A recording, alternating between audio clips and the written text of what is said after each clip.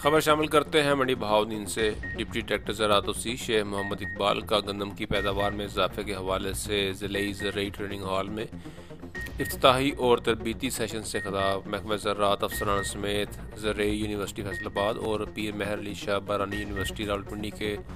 طلباء کی شرکت۔ تفصیلات کے مطابق ڈپٹی ڈائریکٹر زراعت وسیع شیخ محمد اقبال نے گندم کی پیداوار میں اضافے کے حوالے سے ضلعی زرعی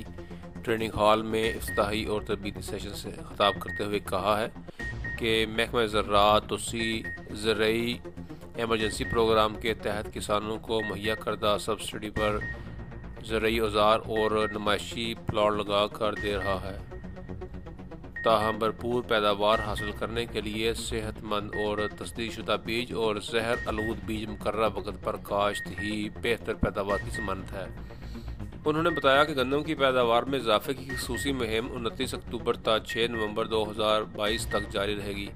جس کے لیے محکمہ زراعت وسیع زرعی یونیورسٹی فیصل آباد اور پیر مہر علی شاہ بارانی یونیورسٹی راولپنڈی کے 100 طلباء کا مشن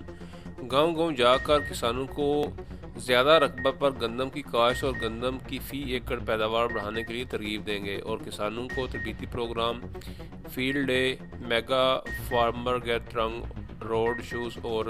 ریلی کے ذریعے پیغام پہنچائیں گے۔